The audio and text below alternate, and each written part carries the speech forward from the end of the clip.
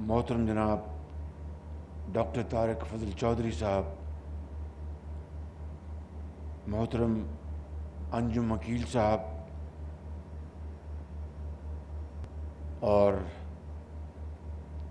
Commissioner और chairman captain Usman, Islamabad और रावलपिंडी के मेरे बुज़ुर्गों, भाइयों, नौजवान साथियों, अस्सलाम वालेकुम। आज अल्हम्दुलिल्लाह हम यहाँ पर एक अज़ीम अवामी मंसूबे के संग बुनियाद की तकरीब पर इकट्ठे हुए हैं और इस मंसूबे को, जिसे भारकाऊ बाईपास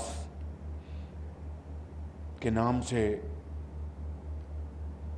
याद रखा जाएगा, उसको एक शफ़ाफ बोली के ज़रिए ये मुआहदा और ये contract NLC national logistic cell को दिया गया है और इसको 4 माह में मुकम्मल करने की ये अंडरस्टैंडिंग या एग्रीमेंट हुआ है। मैं ये चाहूँगा 2 बातें। NLC के कौन साहब तशरीफ़ लाएँ? आपका क्या इसमें नाम है? तशरीफ़ रखें। ब्रिगेडियर नासिर ज़िया NLC के यहाँ पर तशरीफ़ फरमाएँ। इनसे मेरी गुजारिश है कि मेहरबानी करके इसको 3 माह में मुकम्मल किया जाए, 3 माह में।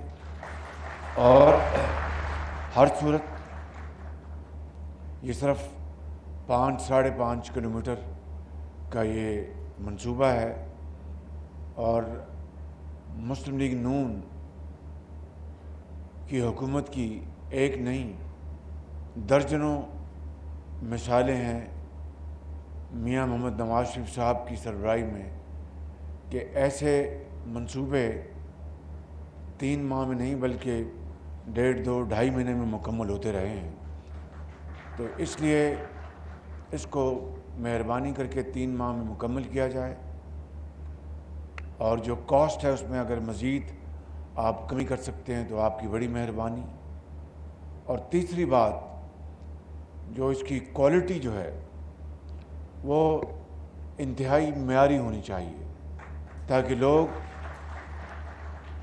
इस मेयार को अपनाते हुए दूसरे मंसूबों में इसको रेप्लिकेट करें, यानी इसको दूसरे मंसूबों में भी इसी मेयार को अपनाएं।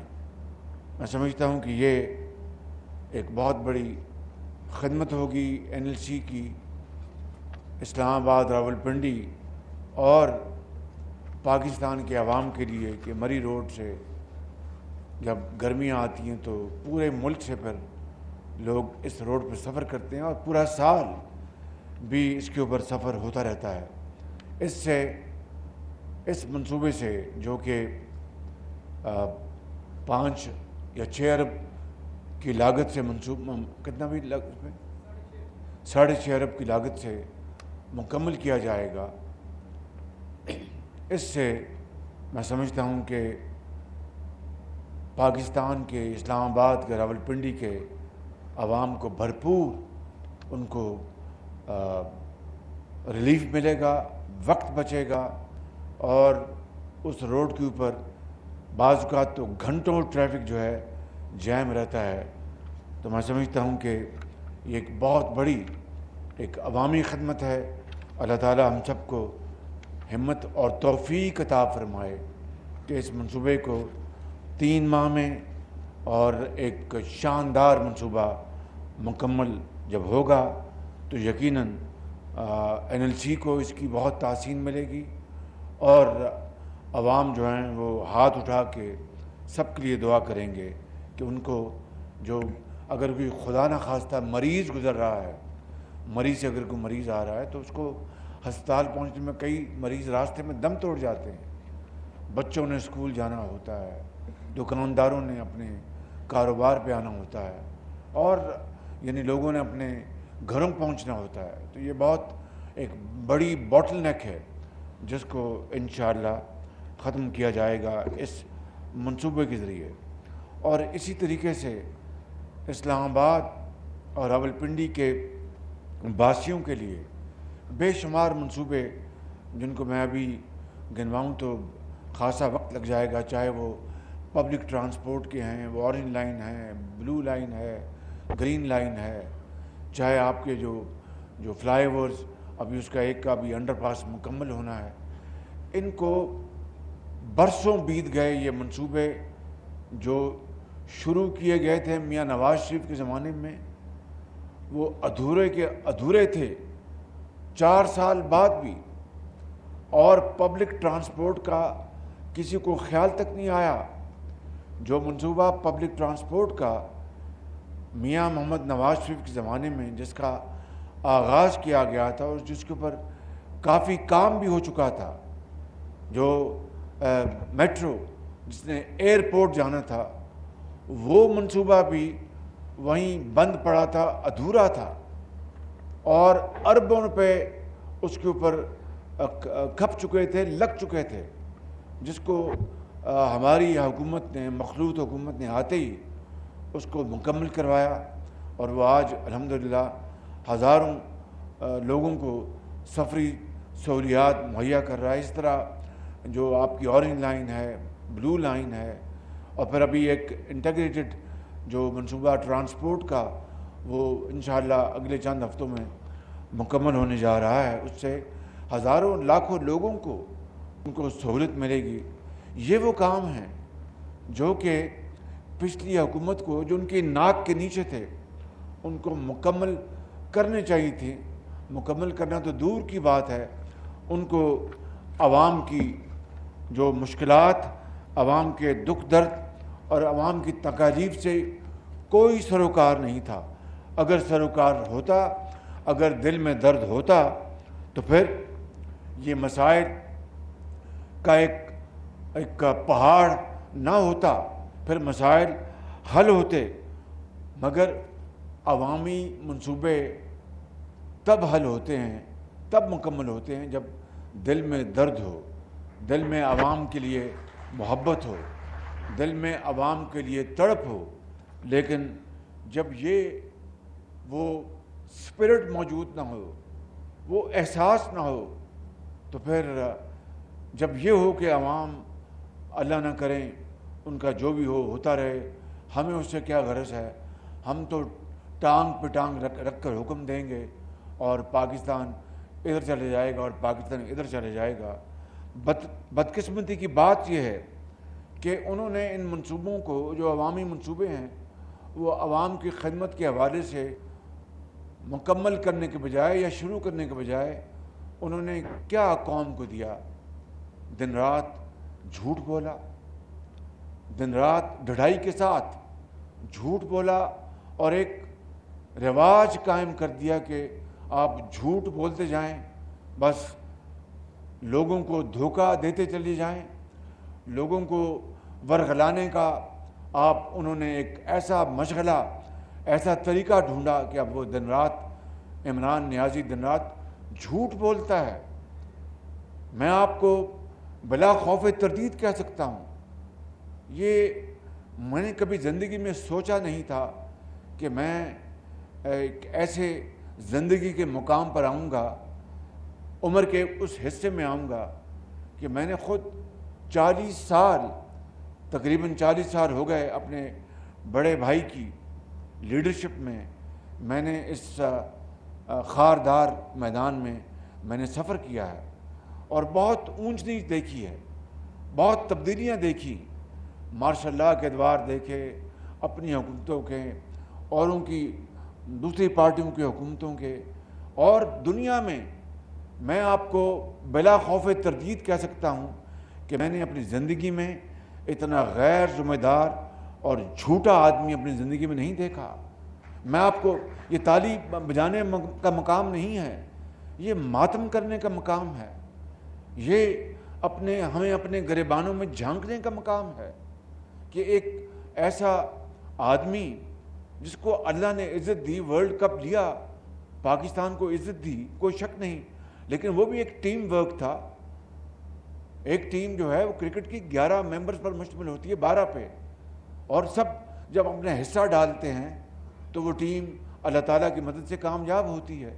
کپتان کو یقیناً کریڈٹ ملتا ہے، مگر ٹیم کے باقی ممبرز کو بھی کریڈٹ ملتا ہے۔ وہ ہوا، آپ نے ہسپتال بھی بنایا، اس کو بھی قوم نے سراہا، کوئی بہت اچھی بات تھی، لیکن میرا خیال ہے کسی کو دور دور تک خیال تک نہیں تھا کہ جب یہ شخص سیاست کے میدان میں قدم رکھے گا تو پاؤں سے لے کے سر تک یا سر سے لے کے پاؤں تک سراپا جھوٹ کا ملمہ ہوگا، اور دن رات جھوٹ بولے گا، قوم کو دھوکہ دے گا۔ آپ مجھے بتائیں کہ یہ جو ہماری جب مخلوط حکومت آئی آئینی طریقے سے اور پارلیمان کے ووٹ کے ذریعے آئی، جس کا ایک طریقہ آئین میں درج ہے، اس دن سے لے کر آج تک اس شخص نے کیا کیا پاکستان کو نقصان پہنچانے کے لیے کیا کیا پاپڑ نہیں بیلے اور دن رات جھوٹ نہیں بولا، اور بالآخر پرسوں وہ جو آڈیو لیک جو ہوئی ہے اس میں دودھ کا دودھ اور پانی کا پانی ہو گیا۔ کس طریقے سے عمران نیازی اپنے سیکرٹری کو پاکستان کے خلاف سازش کرنے کی ترغیب دے رہا ہے، اور سیکرٹری اس سے بھی 2 ہاتھ آگے جاتا ہے اور کہتا ہے جناب یہ منٹس تو میں نے بنانے ہیں، یہ کام میرا ہے، میں منٹس کو میں کروں گا۔ اور وہ وزیر اعظم اس وقت کہتا ہے کہ ہمیں یہ کھیلنا ہے، امریکہ کا نام نہیں لینا، اور پھر آگے جو باتیں کہی ہیں، یعنی پوری قوم کے سر شرم سے جھک گئے ہیں کہ وہ 5 مہینے جو دن رات راگ الاپتا رہا کہ یہ سازش ہوئی ہے میری حکومت کے خلاف۔ اور میرے بزرگوں، بھائی اور بہنوں، یعنی آپ کسی سیاستدان کے بارے میں آپ کی رائے کچھ بھی ہو کہ یہ اچھا ہے، یہ برا ہے، یہ کام نہیں کرتا، یا یہ کام کرتا ہے، یہ سلو ہے، لیکن آپ اس کی جو پاکستانیت ہے وہ تو اس سے نہیں چھین سکتے، اس کے اوپر تو آپ انگلی نہیں اٹھا سکتے۔ آپ نے عمران نیازی، آپ نے پوری اپوزیشن کو غدار کہہ دیا اور کہا کہ اپنا ایک دوسرے ملک سے اپنا ساز باز کی، اور یہ امپورٹڈ حکومت ہے۔ پرسوں اس امپورٹڈ حکومت کے حوالے سے عمران خان نیازی کا بیانیہ سر بازار وہ چور چور ہو گیا، ٹوٹ گیا، اور پوری دنیا نے دیکھا کہ کس طرح ایک سابق وزیر اعظم جو اپنے آپ کو ایک لیڈر مانتا تھا، وہ اپنے آپ میں بلیو کرتا ہے، ایک جس نے ورلڈ کپ اپنی ٹیم کے ساتھ جیتا، شوکت خانم ہسپتال بنایا، وہ دنیا کا جھوٹا ترین شخص نکلا، اور اس نے پوری قوم کے وقار کو داؤ پہ لگایا، پاکستان کو شرمسار کیا کہ پاکستان کے جو سیاستدان ہیں وہ خدا نخواستہ غیروں کے ساتھ مل کر یہاں پر سازش کی انہوں نے۔ اب بتائیے کہ پرسوں کی جو آڈیو لیک جو پورے پاکستان نے سنی آڈیو اور پوری دنیا نے سنی، اس کے بعد کسی کے لیے اب یہ کہنے کی ضرورت نہیں کہ یہ پاکستان کے خلاف ایک بدترین سازش تھی۔ یہ مثال اور تفصیل میں نے آپ کو اس لیے دی ہے کہ اگر یہ سازشی ذہن نہ ہوتا تو آج قوم جس طرح تقسیم ہو چکی ہے، اداروں کو تقسیم کرنے کی اس شخص نے ایک سازش کی، اس میں کوئی 2 رائے نہیں، لیکن سب سے بڑی اور سب سے بدترین سازش پاکستان کے خلاف تھی کہ پاکستان کو اس طرح پاکستانی سیاستدانوں کو، پاکستانیوں کو اس طرح بدنام کیا کہ یہ خدا نخواستہ غدار ہیں۔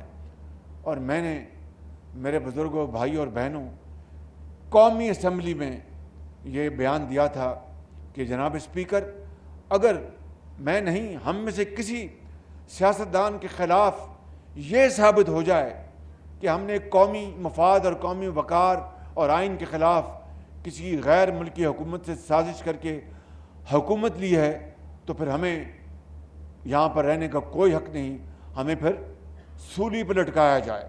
یہ میں نے اسمبلی میں بیان دیا تھا، اور آج یہ بات روز روشنی کی طرح عیاں ہو گئی۔ لیکن 5 مہینے قوم کے ضائع ہو گئے، پوری قوم کا وقت ضائع ہو گیا، پوری قوم کو تقسیم کر دیا گیا، زہریلا پروپیگنڈا کیا گیا، اور دن رات اسی بات پر زور دیا گیا کہ جناب یہ سازش ہوئی ہے، یہ امپورٹڈ حکومت ہے۔ آڈیو جو لیک ہوئی ہے پرسوں، اس کے آنے سے پہلے ہی جو سنجیدہ لوگ ہیں وہ جانتے تھے کہ اس میں حقیقت نہیں، لیکن کیا کیا جائے، ہر پارٹی کے فالوورز ہوتے ہیں، جس طرح پی ایم ایل این کے ہیں، پیپلز پارٹی کے ہیں، جے یو آئی کے ہیں، جماعت اسلامی کے ہیں، بی این پی کے ہیں، باپ کے ہیں، ایم کیو ایم کے ہیں، اور اے این پی کے ہیں، اسی طرح ان کے بھی فالوورز ہیں۔ اور انہوں نے بدقسمتی سے اتنا جھوٹ بولا گیا، اتنا جھوٹ بولا گیا، جس طرح گوبلز بولا کرتا تھا ہٹلر کے زمانے میں، کہ انہوں نے یقیناً انہوں نے اس کو تسلیم کر لیا کہ جناب واقعی سازش ہوئی۔ مگر جس طرح اس سازش کو سرکمسٹانشل ایویڈنس نے رد کیا، ہم ایس سی او گئے، وہاں پر ہماری جس طرح دنیا کی لیڈرشپ سے ملاقاتیں ہوئیں، ان میں وہ لیڈرز بھی شامل تھے جن کے حوالے یہ اشارہ کر کے کہتا تھا کہ جناب ان کے خلاف یہ، چونکہ میں ان سے تعلق بنا رہا تھا اس لیے سازش کی گئی۔ وہ ہمیں بڑے پرتپاک طریقے سے ملے، ان سے بڑی اچھی گفتگو ہوئی، انہوں نے خود کہا کہ ہم آپ کو زرعی میدان میں آپ کی مدد کرنا چاہتے ہیں، آپ کو پیٹرولیم میں، گیس پائپ لائن ہماری کراچی سے ہم بچانا چاہتے ہیں، اپ کنٹری، اور بے شمار باتیں۔ پھر میں امریکہ گیا، اقوام متحدہ، وہاں پر بڑی دنیا کی لیڈرشپ سے ملاقاتیں ہوئیں، اور اس سے ایک بالکل یہ کلیئر ہو گیا، عوام جو جانتے ہیں، سمجھتے ہیں، سمجھ بوجھ ہے کہ بھئی یہ سازش میں کوئی دم خم نہیں۔ مگر پرسوں جو آڈیو لیک ہوئی ہے، اس نے میری اس بات کو پتھر پہ یعنی مہر لگا دی کہ یہ دنیا کا جھوٹا ترین شخص ہے۔ میں آپ کو بڑی ایمانداری سے کہتا ہوں، مجھے تکلیف ہوتی ہے کہ میں اس طرح کی بات آج کر رہا ہوں۔ آفٹر آل ہم سب بڑے خطا کار لوگ ہیں، سب سے ہم سے غلطیاں، زیادتیاں ہوتی ہیں، اللہ تعالیٰ معاف کرنے والا ہے، لیکن اس طرح کی گھناؤنی سازش کرنا پاکستان کے خلاف، قوم کے خلاف، اور اپوزیشن کو زج کرنے کے لیے اور ان کو بدنام کرنے کے لیے، یہ تو میں نے دنیا کی تاریخ میں بہت کم دیکھا ہے، ایسا بہت کم ایسا دیکھا ہے۔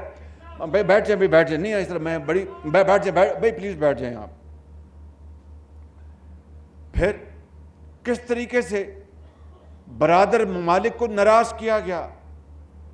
اب میں آئین پاکستان کے تحت میں نے حلف اٹھایا ہوا کہ میں کوئی راز میں بیان نہیں کر سکتا، میں قبر تک جاؤں گا تو وہ راز رہے گا تا وقت ہے کہ آئین مجھے اس کی اجازت دے۔ لیکن ذاتی طور پر مجھے بعض برادر ملکوں نے بتایا کہ کس طرح یہ ایک تکبر سے بھرا شخص ہے، یہ جس نے ہمارے تعلقات کو خراب کیا، برادرانہ تعلقات کو، اور دوسرے ممالک کو، ان کو ناراض کیا۔ تفصیل میں جانا مناسب نہیں، لیکن میں آپ کو انتہائی ذمہ داری سے عرض کرتا ہوں کہ یہ وہ ہیں کام اس شخص نے کیے جو کہتا تھا کہ میں ورلڈ کپ جیت کے آیا ہوں۔ کاش اس نے ایک شوکت خانم نہیں، دنیا میں، پاکستان میں جگہ جگہ شوکت خانم بنائے ہوتے، اور اگر وزیر اعظم اللہ تعالیٰ نے اس کو بنوا دیا تھا، بنایا نہیں بنوا دیا تھا جعلی ووٹوں سے، اللہ تعالیٰ کو یہ چیزیں منسوب پسند نہیں، لیکن وہ انسانوں کو اس نے دماغ دی ہیں کہ بھئی آپ اپنا مسجد کا راستہ آپ نے لینا تو مسجد جائیں، آپ نے وہاں پر دوسری طرف جانا تو دوسرے جائیں، فیصلہ آپ نے کرنا ہے۔ میں نے تو قرآن میں آپ کو ہر چیز بڑی صراحت سے بیان کر دی ہے کہ یہ آپ کو راستہ اپنانا چاہیے۔ تو خدا نے پر انسانوں کے جو اذہان اس پہ چھوڑ دیا. تو اس کو جس طرح یہ بنا اپنا جعلی ووٹوں سے، بھائی اس کے بعد پھر آپ کو چاہیے تھا کہ آپ محنت کرتے، کوشش کرتے اور اس قوم کا حال سنوارتے، غربت کو ختم کرنے کے لیے کوشش کرتے. 1 کروڑ گھر کا وعدہ کیا، ایک اینٹ نہیں لگائی. آپ نے 50 لاکھ نوکریوں کا وعدہ کیا، ایک نوکری نہیں دی بلکہ نوکریاں چھین لیں. مہنگائی کا طوفان تھا اور وہ بوجھ ہمیں لینا پڑا. میں نے امریکہ میں بھی دوسری جگہوں پر بھی انٹرویوز میں کہا ہے، کل بھی میں نے کہیں کہا، کوئی نے کہا کہ آپ نے بہت بڑا بھاری پتھر آپ نے اپنے شہباز شریف لے لیا، وگرنہ یہ تو اس کی تو بہت زیادہ جو پبلک جو پاپولیرٹی تھی وہ ختم ہو رہی تھی. میں نے کہا کہ بالکل میں نے یہ لیا پاکستان کی ریاست کو بچانے کے لیے، یہ بالکل درست ہے. اور سیاست کو میں نے داؤ پہ لگا دیے. یہ اللہ نے فیصلہ کرنا ہے کہ میں نے یہ فیصلہ یا میری پارٹی کے قائد نے یا مخلوط حکومت نے درست فیصلہ کیا تھا یا نہیں کیا تھا، یہ فیصلہ وقت کرے گا. لیکن مجھے یہ بتا دیں کہ ان 5 مہینوں میں جب سے ہماری حکومت آئی ہے اور ان کے ساتھ 3.25 سال کا آپ موازنہ کر لیں، ان کے پہلے ہی چند مہینوں میں کرپشن کے اسکینڈلز شروع ہو گئے تھے. کیا آج تک 5 مہینے گزر گئے ہیں. اللہ تعالیٰ سے مجھے 1 مرتبہ نہیں کروڑ مرتبہ معافی مانگنی چاہیے کہ اس سے وہ تکبر سے بجائے اور بڑے بول سے بجائے. لیکن کیا ایک دھیلے کی کرپشن کا الزام میرے خلاف یا میری حکومت کے خلاف لگا آج تک؟ اور مہنگائی ہوئی، بھئی ہم نے مہنگائی آپ سے لی، مجبوری تھی. IMF ہمیں ناک سے لکیریں نکلوا رہا تھا، وہ کہتا تھا کہ یہ شرطیں مانو وگرنہ گھر جاؤ. تو کیا پھر ہم ڈیفالٹ کر لیتے؟ اگر ان کی حکومت ہوتی تو میں آپ کو بلا خوف تردید کہہ سکتا ہوں کہ پاکستان دیوالیہ خدا نخواستہ ہو گیا ہوتا. لیکن ہم نے سر توڑ کوشش کی، مگر یہ جلسوں میں کہتے رہے کہ جناب پاکستان جو ہے وہ سری لنکا بننے والا ہے. دل میں اس کی خواہش تھی، وہ دن رات تڑپ تھی کہ یہ پاکستان اللہ نہ کرے یہ دیوالیہ ہو جائے. کیوں؟ میں ہوں تو سب کچھ ہے، میں نہیں تو کچھ نہیں. کبھی قومیں اس طرح بنتی ہیں، کبھی لیڈر اس طرح بنتے ہیں. میرے بزرگوں، بھائی اور بہنوں، میں یہ کہنا چاہتا ہوں کہ یہ وہ معاملات ہیں، یہ وہ حالات ہیں کہ جس کی وجہ سے آج ہم یہاں پر پہنچے ہیں. لیکن انشاءاللہ میں آپ کو یہ بتانا چاہتا ہوں کہ ہماری بھرپور کوشش ہے. باقی فیصلہ اللہ کے ہاتھ میں ہے. ہماری بھرپور کوشش ہے کہ پاکستان کی اندر پاکستان کی معیشت کو مضبوط کیا جائے، پاکستان کی جو مہنگائی ہے اس میں کمی لائی جائے. ہمارے پاس نہ تیل ہے نہ گیس ہے. جو گیس تھی وہ تقریباً ختم ہو چکی. تیل بھی امپورٹ کرتے ہیں، گیس بھی امپورٹ کرتے ہیں اور پھر اربوں ڈالر ہم اس کے اوپر صرف کرتے ہیں. ہماری جو اپنے جو ذرائع ہیں وہ بڑے محدود ہیں. لیکن گھبرانے کی کوئی بات نہیں، پریشان ہونے کی بات نہیں ہے، اس لیے کہ ہم نے سب نے مل کر پاکستان کو انشاءاللہ اس مصیبت سے نکالنا ہے اور ضرور نکالیں گے. اللہ تعالیٰ ہماری مدد کرے گا انشاءاللہ. اس لیے کہ میرا ایمان ہے اٹھ باندھ کمر کیا ڈرتا ہے، پھر دیکھ خدا کیا کرتا ہے. میرا اس کے اوپر ایمان ہے، ہم سب کا اس کے اوپر ایمان ہے. مسافر شب کو اٹھتا ہے جو جانا دور ہوتا ہے. ہم محنت کریں گے. اگر دبئی میں بغیر تیل کے وہاں پر جو رمل، جس کو رمل عربی لفظ ہے ریت سے انہوں نے بے پناہ انہوں نے اپنی معیشت کو سنوارا اور وہاں پر ہر طرف وہاں پر خوشحالی اور ترقی اور خوشحالی کے ریل پیل ہے. تو اللہ تعالیٰ نے تو پہاڑ ہمیں دیے ہیں، اللہ تعالیٰ نے ہمیں سمندر دیے ہیں، دریا دیے ہیں، آپ جیسے عظیم لوگ دیے ہیں. پوری قوم جو ہے وہ بڑی توانا ہے، بڑے قابل لوگ ہیں، بینکرز ہیں، ڈاکٹرز ہیں، انجینئرز ہیں، سپاہی ہیں، سیاستدان ہیں، ڈاکٹرز ہیں، مائیں جو اپنے بچوں کا پیٹ پالتی ہیں رزق حلال کما کر، نرسز ہیں. کیا چیز ہمارے پاس نہیں ہے؟ بڑی تکڑی فوج ہے، ایٹمی طاقت ہے پاکستان. اور ہمیں کیا چاہیے؟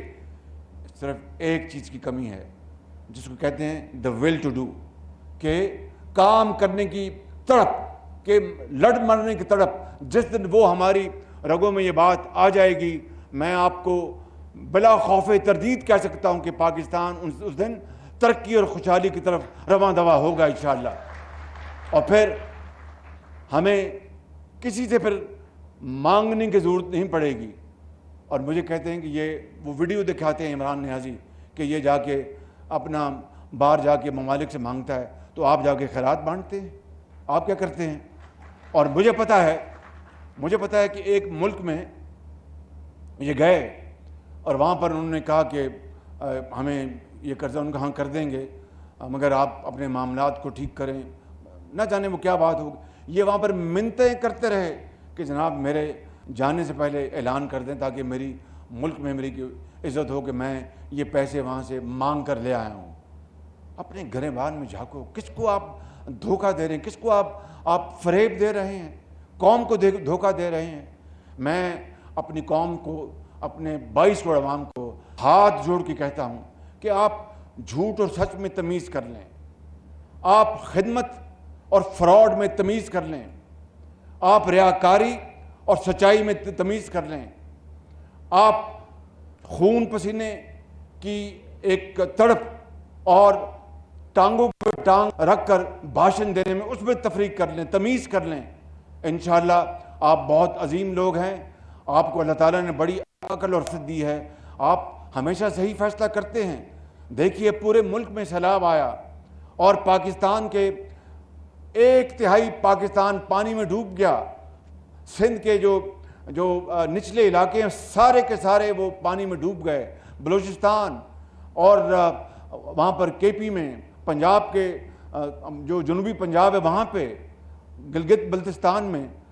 یہ اس دوران مجھے آپ دل پہ ہاتھ رکھ کے بتائیں، اور ان کیمروں کے ذریعے میں پاکستان کے 22 کروڑ عوام سے میں آپ سے عرض کر رہا ہوں، میں آپ کو یہ گزارش کر رہا ہوں کہ ان 2-3 مہینوں میں یہ دن رات یہ شخص جلسے کرتا رہا اور وہاں پر نہ جانے کیا کیا الزام، جھوٹ اور الزام تراشی کرتا رہا اور کروڑوں روپے پتہ نہیں کہاں سے لیے وہاں پر استعمال کرتا رہا. کاش یہ جلسے نہ کیے ہوتے اور پیسہ اس دکھی انسانیت کی خدمت میں نچھاور کیا ہوتا، ان کو خیمے لے کے دیے ہوتے، ان کو دوائیاں لے کے دی ہوتی، تو آپ پھر جب الیکشن کا وقت آتا یا جو بھی وقت آتا پھر آپ کے جلسے واقعی بہت بڑے ہوتے. مگر بات ایسی نہیں تھی. بات تھی انہوں نے قوم کو کیا دیا. ہیرے اور جواہرات کے نتیجے میں جو عمرا ہے، یہ مراد یافتہ جو طبقہ ہے، ان کو اور مراد یافتہ بنایا.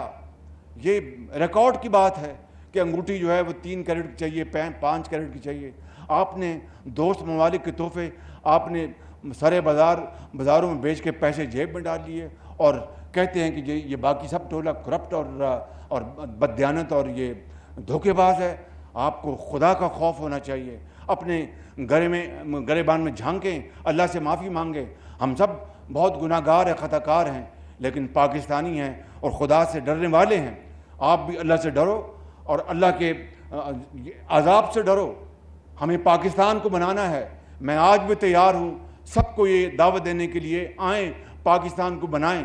پاکستان 75 سالوں میں پاکستان کو بہت زخم ہوئے ہیں، بہت پاکستان کو نقصان پہنچا ہے. خدا را چھوڑ دیں، اپنی ذات سے بالا تر ہوں، اپنے اختلافات کو ایک طرف کریں. لیکن آپ اختلافات نہیں، آپ تو ہیں سازشی. آپ چاہتے ہی نہیں کہ اختلافات ختم ہوں. آپ چاہتے نہیں کہ پاکستان ترقی کرے. آپ چاہتے نہیں کہ پاکستان خوشحالی کی طرف جائے. اگر خوشحالی کی طرف لے کے جانا ہوتا تو 3.25 سال میں کچھ قوم کو دکھا دیتے نا. جو میں نے دکھایا قوم کو، ابھی بتایا آپ کو جو حقائق ہیں، آپ اپنی خدمت سے قوم کو بتا دیتے کہ میں نے یہ خدمت قوم کی ہے. نہ آپ نے ہسپتال بنایا اپنا کوئی نام کا، PKLI Pakistan kidney and liver institute, جو دنیا کا مایناز ہسپتال ہم نے لاہور میں بنایا تھا، آپ نے اس کو برباد کر دیا. اس کو سیاست کی نظر چڑھا دیا، فارمر چیف جسٹس کے ساتھ مل کر اس کو برباد کر دیا آپ نے. جہاں پر گردوں کی جو پیوندکاری ہوتی تھی، جگر کی پیوندکاری ہوتی ہے وہاں پہ، اور وہ اربوں روپے غریب قوم کا پیسہ وہ لگایا گیا وہاں پر. اسی طریقے سے آپ نے KP میں کیا کیا. آپ نے پنجاب میں آپ کو حکومت ملی ہے. میری گزارش یہ ہے خان صاحب، یہ جھوٹ چلے گا کب تک یہ اللہ جانتا ہے. ایک دن یہ دفن ہوگا، ایک دن سچائی سامنے آئے گی. اور آپ کا چہرہ پرسوں قوم نے دیکھ لیا اس سازش کے حوالے سے کہ امریکہ نے یہ حکومت بنوائی تھی وہ چہرہ آپ کا مکروہ چہرہ پوری قوم نے دیکھ لیا. میں سمجھتا ہوں کہ اس سے بڑا گھناؤنا جرم اور کو ہو نہیں سکتا. اللہ تعالیٰ ہم سب کو معاف کرے. اللہ تعالیٰ ہمیں سب کو ہمیں ہمت دے. اللہ تعالیٰ ہمیں پاکستان کی خدمت کرنے کی توفیق عطا فرمائے. اللہ تعالیٰ ہم میں سے ریاکاری نکالے اور ہمارے گناہوں کو معاف کرے اور پاکستان کے لیے لڑ مرنے کی ہمیں اللہ تعالیٰ توفیق دے. پاکستان قائد اعظم. بہت شکریہ.